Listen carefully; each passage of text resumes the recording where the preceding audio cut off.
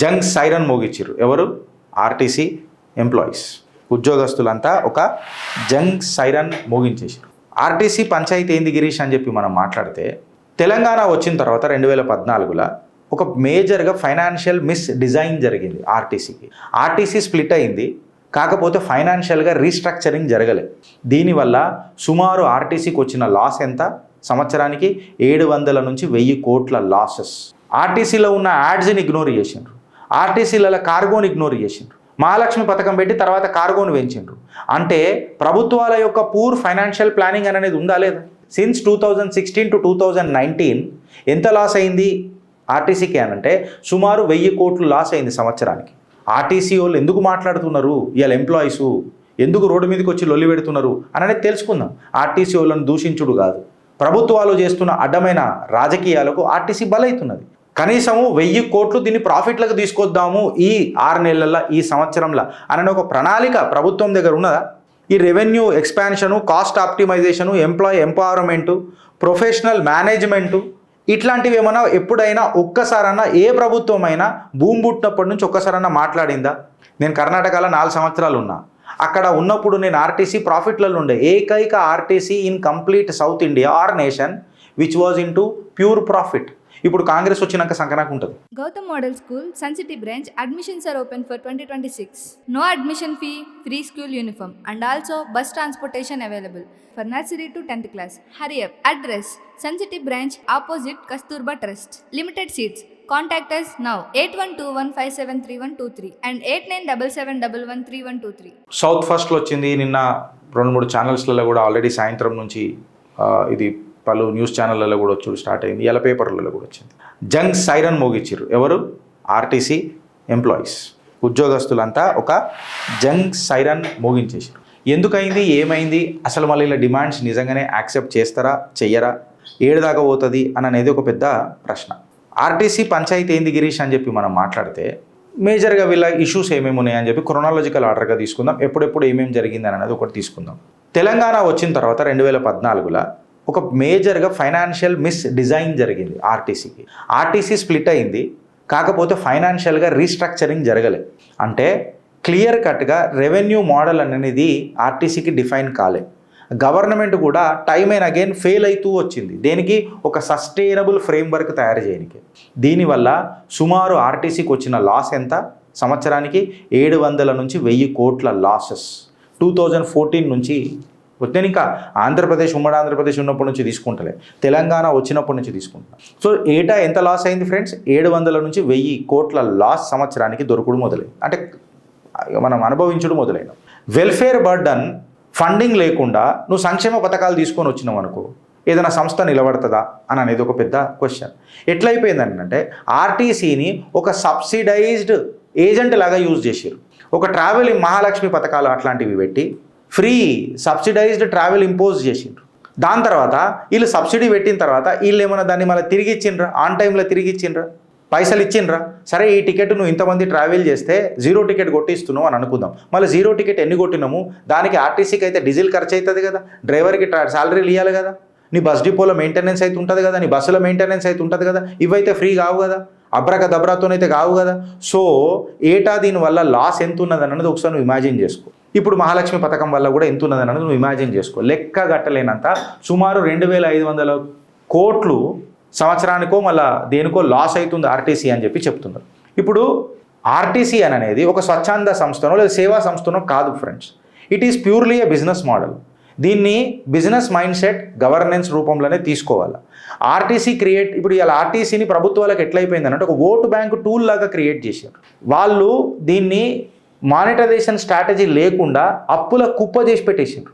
ఆర్టీసీలో ఉన్న యాడ్స్ని ఇగ్నోర్ చేసిండ్రు, ఆర్టీసీల కార్గోని ఇగ్నోర్ చేసిండ్రు, మహాలక్ష్మి పథకం పెట్టి తర్వాత కార్గోను పెంచిండ్రు. అంటే ప్రభుత్వాల యొక్క పూర్ ఫైనాన్షియల్ ప్లానింగ్ అనేది ఉందా లేదా? నువ్వు ఇలా మెట్రోలలో పోతే యాడ్స్ ఎందుకు ఇస్తావు? డిజిటల్ డిస్ప్లేలు పెట్టి నీ యాడ్స్ గట్టిగా ఉన్నాయి. మెట్రోలలో కూడా గిరీష్ మీ యాడ్ వచ్చింది, ఆ యాడ్ వచ్చింది, ఈ యాడ్ వచ్చింది అని చెప్పుకుంటాం. మనం బస్సుల మీద ఎందుకు వాడుకోము? డిజిటల్ డిస్ప్లేస్ ఎందుకు పెట్టలేము? బస్సులో ఆ నీట్గా ఎందుకు పెట్టలేము? ఆ మెయింటెనెన్స్ యాక్టివిటీ ఎందుకు ఉండలేదు? And more over ignoring this, since 2016 to 2019 ఎంత లాస్ అయింది ఆర్టీసీకి అనంటే సుమారు 1000 కోట్లు లాస్ అయింది సంవత్సరానికి. 2019లో వీళ్ళు జంగ్ సైరన్ మోగించారు. అప్పుడు మనం అందరికీ తెలుసు 52 రోజుల పాటు స్ట్రైక్ చేస్తే ఎంప్లాయీలు ఫ్రస్ట్రేషన్ పీక్ అయిపోయి అయినా స్ట్రక్చరల్ రిఫార్మ్లు ఇంతవరకు రాలేదు అని అంటే మళ్ళా several operational plus financial damage అనేది సంస్థకు అయిందా లేదా ఫ్రెండ్స్? చెప్పురు మీరు, సంస్థకు ఇంత పెద్ద డ్యామేజ్ జరిగిందా లేదా? మళ్ళీ ఈ డ్యామేజ్ మొత్తం లాస్ ఓడు చేసుకుంటూ కూర్చుంటాడు. సరే 2019లో 52 రోజుల స్ట్రైక్ రాబోయి అని చెప్పి మనం అది పక్కకు పెడితే కోవిడ్ షాక్ తగిలింది మళ్ళీ ఆర్టీసీ, కంప్లీట్గా రెవెన్యూ కొలాప్స్ అయింది. శాలరీసు ఇంకా ఫ్యూయల్ కాస్ట్లు అనేది యాజ్ ఇట్ ఈజ్ ఉంటాయి కదా, ఇవన్నీ ఫిక్స్డ్ కాస్ట్లు కదా. మళ్ళీ గవర్నమెంట్ దీన్ని సపోర్ట్ చేయడానికి ముంగడికి వచ్చిందా అని అంటే వెనకటికి నత్తనడకనే ఉండేది. 2020 to 2022 మధ్యలో పీక్ లాసెస్ ఎస్టిమేటెడ్ ఎంత ఉండేనంటే 1500 నుంచి 2000 కోట్ల రూపాయలు సంవత్సరానికి ఆర్టీసీ నష్టపోయింది. ఫ్యాక్ట్స్ మాట్లాడుకుందాం. ఆర్టీసీ వాళ్ళు ఎందుకు మాట్లాడుతున్నారు, ఇవాళ ఎంప్లాయీస్ ఎందుకు రోడ్డు మీదకి వచ్చి లొల్లి పెడుతున్నారు అనేది తెలుసుకుందాం. ఆర్టీసీ వాళ్ళని దూషించుడు కాదు, ప్రభుత్వాలు చేస్తున్న అడ్డమైన రాజకీయాలకు ఆర్టీసీ బలవుతున్నది. దాని తర్వాత ఆర్టీసీ పేరు ఆర్టీసీ లాస్ట్లో ఉన్నదని చెప్పి అప్పుల కుప్ప ఆర్టీసీ మీద నూకిరు. ఇది నెగటివ్ నెట్ వర్త్ ఇంపాక్ట్ ఉంటుందా ఆర్టీసీ మీద. నువ్వు అప్పులు పెంచుకుంటూ పోతూంటే ఇంట్రెస్ట్ బర్డన్ పెరుగుతూ ఉంటే నీకు టర్న్ అరౌండ్ ప్లాన్ గవర్నమెంట్ నుంచి లేకపోతే ఇన్ఫ్యాక్ట్ చెప్పాలని అంటే 2021 నుంచి 2022 వరకు 8,000 నుంచి 10,000 కోట్లు క్యుములేటివ్ స్ట్రెస్ పడ్డది ఆర్టీసీ మీద. నంబర్స్ అటు ఇటు ఉండొచ్చు, బట్ 1000 కోట్లే కదా స్ట్రెస్ పడ్డది అప్పులతో. నువ్వేమైనా పార్షల్ రికవరీ ఏమైనా చేసే ప్రయత్నం చేసినావా, ఏమైనా రిఫార్మ్ తీసుకొచ్చినావా అని చెప్పి మాట్లాడితే ఆక్యుపెన్సీ ఇంప్రూవ్ అవుతున్నది అని అనుకున్నా స్ట్రక్చరల్ చేంజ్ అనేది ఆర్టీసీలు ఏమైనా చేసిండ్రా? ఎందుకు? ఓల్డ్ సిస్టమే కదా కంటిన్యూ అవుతున్నది. 2023 నుంచి 2024 కూడా తీసుకుంటే లాసులు రెడ్యూస్ అయినాయి అని చెప్పి పొన్నం ప్రభాకర్ గారు కూడా బాగా చెప్తారు. బట్ ఇన్స్టెబిలిటీ ఆర్టీసీలా ఇలా జంక్ సైరన్ ఎందుకు మోగిపించారు బాయ్? వెనకటికి కూడా వాళ్ళు సైరన్ చేస్తానంటే చర్చలు చేద్దామని చెప్పి ఆపినది మీరే కదా. అంటే స్టెబిలిటీ, సిస్టమ్ స్టెబిలిటీ అనేది లేనట్టే కదా. మీరు ఆర్టీసీని లాస్లు ఎట్లా కవర్ చేసిరు బాయ్? ఇప్పుడు నాకు ఒక మాట చెప్పురు. ఆపరేషనల్ లాసులు ఇంకా కంటిన్యూ అయితేనే ఉన్నాయి కదా బ్రదర్, జరుగుతూనే ఉన్నాయి కదా. అంటే నీ మంత్లీ లాస్ ఇన్కమ్ జరుగుతుందా లేదా? నీ పంచాయతీల వల్ల నీ లీకేజీలు, నీ ఇన్ఎఫిషియన్సీలు అనేది ఉంటున్నాయా లేవా?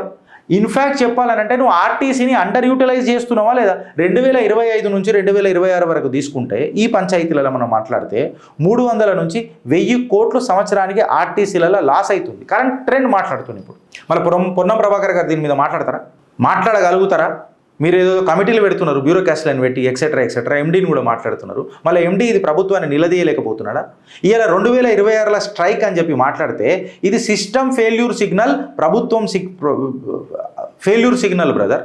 2026 ఇవాళ ఎంప్లాయీస్ వాళ్ళ డిమాండు ఇంకా డ్యూసు ఇంకా ఉద్యోగ సెక్యూరిటీ అడుగుతున్నారంటే అలా తప్పేమున్నది బ్రదర్? నువ్వు నీ డెసిషన్లు డిలే చేసి కమిటీలు అని చెప్పి టైంని కిల్ చేసి వాళ్ళ యొక్క నమ్మకాన్ని అవమానించినవు, దోసుకుదొబ్బినవు. వాళ్ళ నమ్మకాన్ని దోసుకున్న ద్రోహి ఎవరు అని అంటే ప్రభుత్వాలు. ఇవ్వాలి వాళ్ళు మాట్లాడుతుంది ఏంది? ఎకనామిక్ ప్లస్ సర్వీస్ డిస్రప్షన్, అది మాకు రిస్క్ ఉన్నది అని చెప్పి మాట్లాడుతున్నారు. అయితే ఇప్పుడు వాళ్ళ డిమాండ్లు పెట్టిరు, సుమారు నాకు తెలిసి 32 డిమాండ్లు పెట్టిరు. ఈ కాంగ్రెస్ దరిద్రం ఏంది తెలుసా ఫ్రెండ్స్ మీకు? సుమారు వీళ్ళకు ఒక మేనిఫెస్టో కూడా ఇచ్చింది అనుకుంటా కదా ఆర్టీసీలో, ఇఫ్ ఐఎమ్ నాట్ రాంగ్.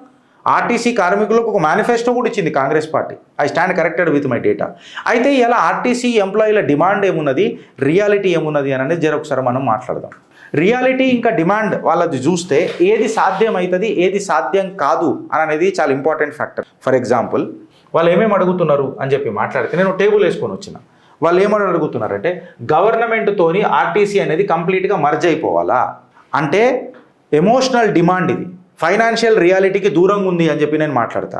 ఎందుకనంటే ప్రభుత్వాలు చేసేది ఉంటే ఎప్పుడో చేస్తుండే. దీన్ని ఖచ్చితంగా ఇది నా అంచనా, ప్రభుత్వాలది కాదు ఆర్ ఎవరిది కాదు, ఇది ఏం రిజల్ట్ వస్తుంది అని చెప్పి చెప్తున్నా. గవర్నమెంట్ దీన్ని రిజెక్ట్ చేస్తుంది. ఎందుకు రిజెక్ట్ చేస్తుంది అని అంటే దీనివల్ల శాలరీ బర్డన్ గవర్నమెంట్కి ఇంకా పడుతుంది. ఉన్నోళ్ళకే జీతాలు ఇవ్వలేకపోతున్నాడు రేవంత్ రెడ్డి సర్కార్, ఆర్ఏ సర్కార్ అయినా. వీళ్ళు అడ్డమైన సంక్షేమ పథకాల కోసం అడ్డమైన సంక్షేమ పథకాలు తీసుకొని వచ్చి బిజినెస్ మోడల్ చేసి గవర్నెన్స్ నడపాల్సిన ఆర్టీసీని ఆర్థిక సంక్షోభంలో నూపుతున్నారు ప్రభుత్వాలు. సో ఫిస్కల్ స్ట్రెస్ అనేది ఇంకా పెరుగుతుంది. దీన్ని ఎట్లా చేయొచ్చు అని అంటే పార్షల్గా గవర్నమెంట్ బ్యాకింగ్ చేసి ఒక జాబ్ సెక్యూరిటీ ఇస్తే మేబీ ఎంప్లాయీస్ ఇంటరేమో అని చెప్పి నాకు అనిపిస్తుంది. ఇది నా సూచన, చిత్రగుప్త సూచన. ఇంకొక డిమాండ్ వాళ్ళది ఏమున్నది అని అంటే జాబ్ రెగ్యులరైజేషన్ అని అన్నది ఉన్నది. మేము జెన్యూన్ వర్క్ ఫోర్స్ రాబోయి మేము పనిచేస్తున్నాము అని చెప్పి చెప్తున్నారు. ఎస్, ఇది అయ్యే ఛాన్స్ ఉంటుంది. కంప్లీట్గా నేను రెడ్ ఎల్లో గ్రీన్లో పెట్టిన. రెడ్ అంటే జరగకపోవచ్చు, ఎల్లో అంటే బేబీ కన్సిడర్ చేస్తుందొచ్చు చర్చలల్లో, గ్రీన్ అంటే చేసేస్తుందొచ్చు. సో ఈ జాబ్ రెగ్యులరైజేషన్ ఏదైతే ఉన్నది చూడు, మళ్ళీ అది రెగ్యులరైజ్ చేస్తుందా అని చెప్పి మాట్లాడితే చెయ్యొచ్చు చెయ్యకపోవచ్చు అని అంటున్నా. ఎందుకు అని అంటే రెగ్యులరైజ్ చేయగానే ఏమవుతుంది, మళ్ళీ కాస్ట్ పెరుగుతుంది. అయితే దీన్ని ప్రభుత్వం ఏ రకంగా ఒప్పుకోవచ్చు, నేను ఎల్లో కలర్లో పెట్టినా కాబట్టి దీన్ని ఏ రకంగా ఒప్పుకుంటుంది ప్రభుత్వం అని అంటే ఫేజ్ వైజ్ ఒప్పుకుంటుంది. పర్ఫార్మెన్సు ప్లస్ వేకెన్సీలు అని చెప్పుకుంటే ముంగడికి పోవచ్చు. ఇప్పుడు ఇంకొక డిమాండ్, థర్డ్ డిమాండ్ ఏమున్నదనంటే పెండింగ్ డ్యూస్ ఏవైతే కంప్లీట్గా అరియర్లు ఉన్నాయో అవన్నిటిది మాకు ఇచ్చేయాలా అని చెప్పి చెప్తున్నారు. ఇది లీగల్ బైండింగ్ కాబట్టి మీరు కోర్టుకు పోయినా ఖచ్చితంగా మీకు అనుకూలంగా వస్తుంది కాబట్టి, ఇది ఎంప్లాయీ మొరాలే కాబట్టి, ఇది డైరెక్ట్గా లీగల్ ఉంటుంది కాబట్టి, ఇది మీ పర్ఫార్మెన్స్కి లింక్ అవుతుంది కాబట్టి, చట్టబద్ధంగా ఉంటుంది కాబట్టి గవర్నమెంట్ ఏ షరతు లేకుండా దీన్ని బే షరతుతోని ఖచ్చితంగా యాక్సెప్ట్ చేస్తుంది. కాకపోతే గవర్నమెంట్ ఒక క్లాజ్ పెడుతుంది, ఏంటనంటే ఇంత ఉన్నది, ఈ డ్యూస్ మొత్తం మేము ఇన్స్టాల్ పద్ధతిలో టైం బౌండెడ్ ప్లాన్తో పోతాము అని చెప్పి చెప్తారు. దానికి కోర్ట్ డైరెక్షన్ ఉంటే ఇంకా సూపర్ ఉంటుంది మీకు. వీళ్ళు ఇంకొకటి ఏమన్నారు, 30% ఫిట్మెంట్ పే రివిజన్ మీద, ఫైనాన్షియల్ ప్రెషర్ పాయింట్ మీద మాట్లాడారు. 30% పే రివిజన్ మీద మాట్లాడారు. ఇది కూడా గవర్నమెంట్ యాక్సెప్ట్ చేయొచ్చు, చెయ్యకపోవచ్చు, చేస్తేంది చెయ్యకపోతేంది అని చెప్పి మాట్లాడితే ఇక్కడ కూడా నువ్వు హైక్ చేసినావని అంటే 30% ఫిట్మెంట్ పే రివిజన్ కాడికి తీసుకొచ్చినావని అంటే ఇక్కడ కూడా వీళ్లకు రికరింగ్ బర్డన్ అవుతుంది, ఫిక్స్డ్ కాస్ట్ పెరిగిపోతుంది. సో ఫేజ్ వైజ్ దీన్ని పెట్టుకోవడం కరెక్ట్. ఇప్పుడు మీరు 30% అని అన్నారు కదా బ్రదర్, ఎంప్లాయీస్కి నా సూచన, నేను ఒక ఆటోమొబైల్ ఇంజనీర్ని, మా ఫ్యాక్టరీలలో కూడా జరుగుతూ ఉంటాయి. సో నేనేం అడుగుతున్నా, 10% అనేది ఒకటి పెట్టి మళ్ళీ దాని తర్వాత ఇంకొక పర్సంటేజ్ ఏదైతే ఉంటుందో ఆర్టీసీ ప్రాఫిటబిలిటీకి పెట్టుకుని ఉంటే మీకు 30% మళ్ళీ 25% 20% చర్చలల్లో దీన్ని స్కేలప్ చేసుకోవచ్చు. అంటే ఒక fixed cost as a matter of salary and the next percentage as దేనికి, ఒక ప్రాఫిటబుల్ మీద, పర్ఫార్మెన్స్ బేస్డ్ ఇన్సెంటివ్స్ అని మాట్లాడతాం మనం కార్పొరేట్లలో. ఇది దాని తర్వాత వాళ్ళు ఏమంటున్నారు అంటే ఫ్యూచర్ పే రివిజన్స్ మీద మాకు ప్యారిటీ కావాలా అని చెప్పి మాట్లాడుతున్నారు. ఇది జరగవచ్చు, జరగకపోవచ్చు. ఎట్లా అనంటే ఆర్టీసీ అని అనేది ఖచ్చితంగా గవర్నమెంట్ డిపార్ట్మెంట్ అయితే కాదు ఫైనాన్షియలీ. దీన్ని పే రివిజన్కి పెట్టడము అనేది మళ్ళా ఫైనాన్షియల్ హెల్త్ అయితే డిసైడ్ చేస్తుంది. సో ఇలా మళ్ళా నాకైతే అర్థమైతే లేదు ప్రభుత్వం ఒప్పుకుంటుందా లేదా అని. ఒప్పుకోవచ్చు, ఒప్పుకోకపోవచ్చు. దాని తర్వాత అయితే ఆర్టీసీ మీద డెప్ట్ ఉంది చూడు కంప్లీట్గా, అది గవర్నమెంట్ తీసేసుకోవాలా, నెత్తి మీదకి పెట్టుకోవాలా, ఆ అప్పును మొత్తం ఆర్టీసీ అప్పునంతా గవర్నమెంట్ కట్టాలన్నది ప్రధాన డిమాండ్. అన్నది ఫుల్ టేక్ ఓవర్ అనేది ఖచ్చితంగా స్టేట్ ఫైనాన్స్ల మీద ఒక పెద్దమైన భారం వేస్తుంది. అయితే గవర్నమెంటు లెగసీ డెప్ట్ని ఫ్యూచర్ డిసిప్లిన్ వైపు ఏ రకంగా తీసుకుపోవచ్చు అనేది ఒక ప్రణాళిక చేయాలి. మళ్ళీ ఆర్థిక మంత్రి, గౌరవ ముఖ్యమంత్రి మంచిగా ఒక బిజినెస్ కన్సల్టెంట్ని పెట్టి మళ్ళీ కన్సల్టెంట్ రూపంలో కూడా ప్యాకేజీలు ఇచ్చి పేటీఎంలు తీసుకునే రకాలు కూడా ఉంటారు. ఆ బర్డన్ కూడా మళ్ళీ ఆర్టీసీ మీదనే పడుతుంది. సో దానికి మీరే ఒక ఫేజ్ వైజ్ ప్లాన్ చేసుకొని ఈ అప్పులు ఏ రకంగా తీసుకుందాము, ప్రాఫిటబిలిటీ మీద ఎట్లా స్కేలప్ చేద్దాము అని చేస్తే economics of scale and economics of scope రెండూ డిసైడ్ చేయొచ్చు అని అనేది నాకు అనిపిస్తుంది. ఇంకొకటి ఏంటనంటే 3% budget allocation to the RTC. మొత్తం మన రాష్ట్ర బడ్జెట్లో 3% బడ్జెట్ ఆర్టీసీకి పెట్టాలా అని చెప్పి మాట్లాడుతున్నారు. ఇది ఖచ్చితంగా ప్రభుత్వం రేవంత్ రెడ్డి సర్కార్ రిజెక్ట్ చేస్తుంది బ్రదర్. ఎందుకు అని అంటే బడ్జెట్ అలొకేషన్ అనేది ఇవాళ ఒకటి ఉంటుంది, ఎడ్యుకేషన్ డిపార్ట్మెంట్కి పెడతలేరు వీళ్ళు. అత్యవసరమైన డిపార్ట్మెంట్ అది, హెల్త్ అండ్ ఎడ్యుకేషన్కే వీళ్ళు బడ్జెట్ ఫిక్స్ చేయలేకపోతున్నారు. సో ప్రాక్టికల్గా మీకు పెడతారు అని అనేది నాకు పెద్దగా లొల్లే. నువ్వు స్పెసిఫిక్ స్కీమ్స్కి సబ్సిడీ అడుగు, మేబీ అది రెడ్ నుంచి ఎల్లో అవుతుందొచ్చు. న్యూ బస్సెస్ అండ్ ఇన్ఫ్రాస్ట్రక్చర్ దీని మీద వాళ్ళు మాట్లాడితే వాళ్ళు అప్గ్రేడ్ చేయాలని అంటారు. ఇది ఖచ్చితంగా చేయాల్సిందే, ఇది పబ్లిక్ డిమాండ్ కూడా. మేము ట్యాక్స్ పేయర్లం, మాకు బస్సు చక్కగా లేకపోతే మేము ఎందుకు టికెట్ తీసుకుంటాం? నువ్వు కుర్చీ కూతుంటే కిర్ మనసు అప్పుడు వస్తుంటుంది, ఆడ ఒక కుర్చీ కూర్చుంటే ఒక దగ్గర కుషన్ చినిగిపోతుంది, ఒక దగ్గర మోలు వచ్చి ముడ్డి గుచ్చుకుంటుంది. ఇట్లాంటివన్నీ ఇబ్బందికరంగా ఉంటుంది. అప్పుడు ఇవంతా ఎవడు చూసుకుంటాడు? డ్రైవరు, కండక్టర్ల మీదనే ప్రజలు ఒర్రుతారు, వాళ్ళకి ఇబ్బంది అవుతుంది. సో ఖచ్చితంగా ఈ న్యూ బస్సెస్ అనేది బెటర్ రెవెన్యూ అండ్ ఎఫిషియన్సీని పెంచుతాయి కాబట్టి ఒక చాలన పెంచుకో, రూపాయి పెంచుకో, 2 రూపాయలు పెంచుకో, ప్రజలు కడతారు. అయితే దీన్ని ఏ రకంగా చేయొచ్చు, ఏ రకంగా చేసుకోవచ్చు అని చెప్పి మాట్లాడితే ప్రభుత్వం కూడా public private partnership PPP model అని అంటారు. ఈ పీపీపీ మోడల్ని యూజ్ చేస్తే లేకపోతే గవర్నమెంట్ ఫండింగ్ ఇవ్వాల్సి వస్తుంది. సో మీకు ఏది సెట్ అవుతుంది అనేది మీరు ఆలోచించు. ప్రైవేటైజేషన్ని కంప్లీట్గా గవర్నమెంట్ అపోజ్ చేసేసేలా తీసుకోవద్దు, ప్రైవేటైజేషన్ చేయొద్దు ఆర్టీసీని అని చెప్పి చెప్తారు. ఇది గవర్నమెంట్ కంప్లీట్గా ఒప్పుకోదు. ఎందుకు అని అంటే ఇది మ్యాండేటరీ గవర్నెన్స్ మోడల్ కాదు, ఇది business model of governance. RTC అనేది ఒక బిజినెస్ మోడల్. సో దాన్ని కంప్లీట్గా రిజెక్టు చేయలేదు, అట్లా అని చెప్పి కంప్లీట్గా యాక్సెప్టు చేయలేదు. దీన్ని పీపీపీ మోడల్లో తీసుకొని పోతే మీకు సెట్ అవుతుందని చెప్పి నేను అనుకుంటున్నాను. ఇలా ఇంకొకటి ప్రధానమైన డిమాండ్ ఏమున్నదని అంటే ఫ్రెండ్స్, ఏవైతే ఆ 2019లో 52 రోజుల పాటు స్ట్రైక్ చేసిరు కదా, ఆ స్ట్రైక్ని అలా బుక్ అయిన కేసులను అన్నింటినీ ఖచ్చితంగా మొత్తం మీరు తీసేసేయాలా అని చెప్పి ప్రభుత్వం మీద డిమాండ్ చేస్తారు. ఇది సబ్జుడిస్ ఉంటుంది మ్యాటర్ కాబట్టి, లా అండ్ ఆర్డర్ విషయం కాబట్టి, ఏవైతే జెన్యూన్ కేసులు ఉన్నాయో నిజంగానే ప్రభుత్వం తీసేయాలి. జెన్యూన్ కేసులు అగర్ కూడా అడగోలుగాల మీద కేసులు బుక్ చేస్తే అవి తీసేయాలి. బెటర్ వర్కింగ్ కండిషన్స్ కావాలా, మాకు 8 hour షిఫ్ట్లు పెట్టాలా, మాకు కూడా వెల్ఫేర్ ఉండాలా. ఒక డ్రైవరు కరెక్ట్, అది ఒక డ్రైవర్ స్ట్రెస్ అయ్యిందని అంటే ఆ ప్రయాణికులు మొత్తం ఇబ్బంది పడతారు. దీన్ని కూడా ఒక హైబ్రిడ్ మోడల్ పెట్టి 8 hours అగర్ నువ్వు 16 hours నడుపుతావో ఎంత నడుపుతావో మనకు తెలియదు, అలాది ఒకటి ఉంటుంది. ఇందులో నేనేమంటున్నానంటే షిఫ్ట్ సిస్టమ్, కొంతమంది కాంట్రాక్ట్ ఉద్యోగులను కొంతమంది గవర్నమెంట్ ఉద్యోగులను పెట్టినామనుకో, ఆబ్వియస్గా ఈ షిఫ్ట్ సిస్టమ్ పెడితే ఇద్దరికి జీవనోపాధి దొరుకుతుంది, ఉద్యోగము దొరుకుతుంది, అండ్ మోర్ ఓవర్ స్ట్రెస్ తగ్గుతుంది. బస్ డైవర్షన్ అని చెప్పి మాట్లాడుతున్నారు. నాకు తెలిస్తే డేటా మాట్లాడుతుంది కానీ రాజకీయాలు మాట్లాడే బస్ డైవర్షన్ గురించి.